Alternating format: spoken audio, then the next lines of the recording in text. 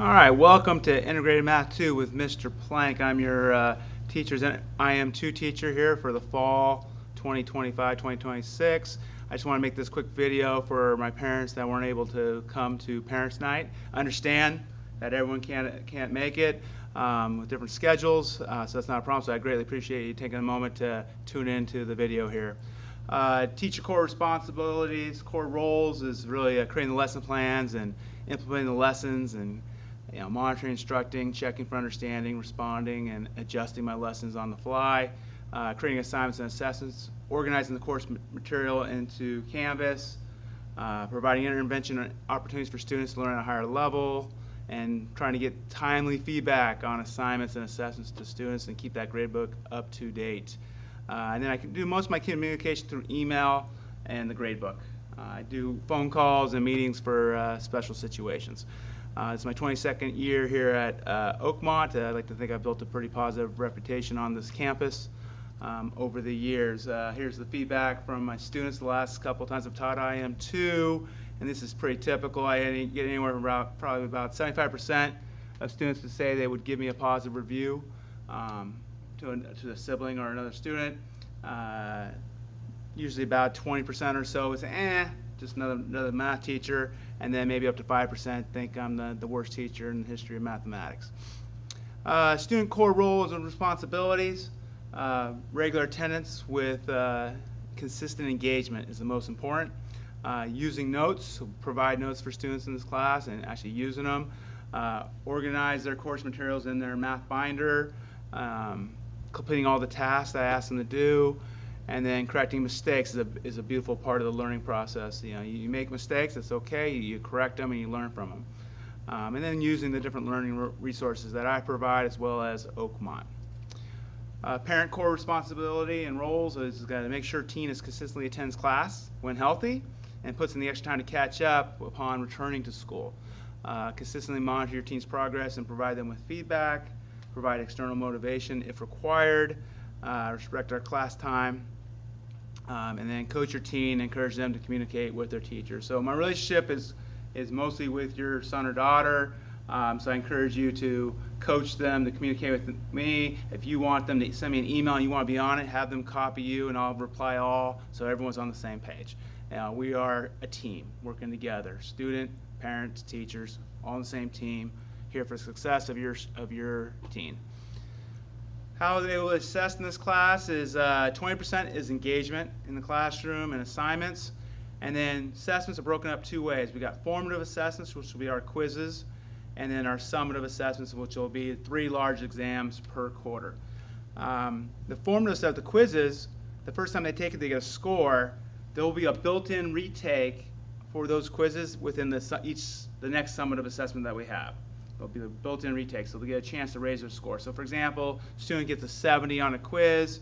They learn the material at a higher level. When we take the next summative exam, that section for that quiz, if they do better than 70%, they get that new score. So they get perfect score, they get 100%, bam, that 70 becomes 100. That is the hidden extra credit in IM2, right? How do you get your grade up? Learn the material at a higher level and show me you can do it at a higher level, and then you'll get those points.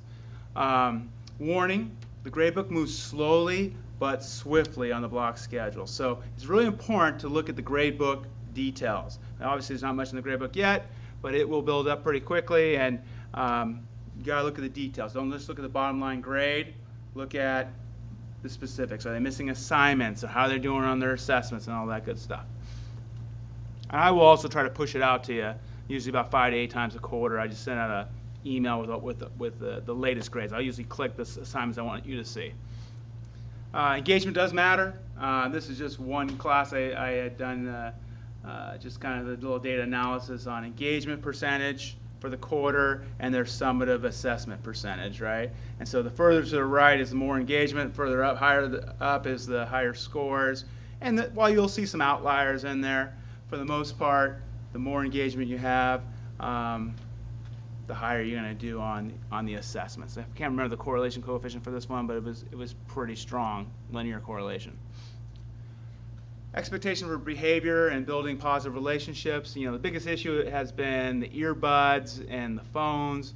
Oakmont has taken a step last year to really improve that process, but it's still an ongoing process that we're working on, trying to teach the kids the boundaries of when you can access the phone and when you can access the earbuds. Parents can help a little bit with the text messaging of your student during the school day.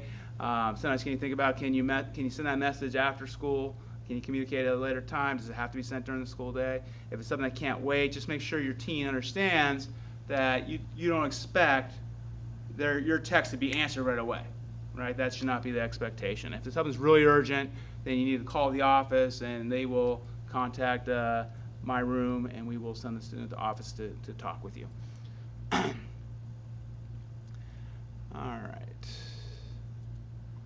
Some of our resources we have in this class. One, I organize everything in Canvas, and parents can also access Canvas. You have to do one-time setup for Canvas, and then you have all your teachers' Canvases for their students' entire high school career.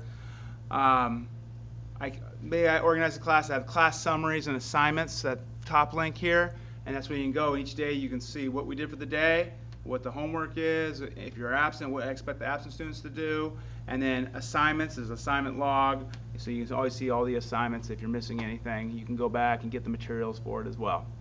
We're working right now on conditional probability, Unit 1. This gets built and turned on as we go through the course. And so when you go into that, it has all our textbook information. Anything we use is always provided in class as a handout, and it's also provided online here in Canvas for students to access. Keys to success, regular attendance and consistent engagement. Remember, we're block scheduled, so we'll go twice as fast as traditional school system. So being here is very important, and having a sense of urgency to catch up if you do fall behind is extremely important. Using the notes, organizing the course material, assignments completed on time with integrity. When I say that, AI is everywhere. It's easy to cheat math nowadays. You can cheat it all you want, but it's not going to help you when it comes to the assessment time, which is, again, going to be 80% of your grade overall. And then correcting mistakes. You make beautiful mistakes during the process, and then you get that aha moment if you invested in the problem. If you don't invest in the problem, even when we go over the answer, you don't get anything out of it, right? So it's really important that you try something, invest in the problems, and then you can learn from your mistakes.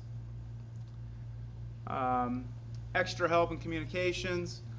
We have Odin's Eye is on Tuesday, Wednesday, Thursdays after school, where students can get some extra support and help. We have intervention period, our priority days, where they can be in my class. I usually only serve my priority class because there's too many students. I can't have everyone coming in during intervention. It won't help anyone. So we have intervention, and we have the Odin's Eye for extra support.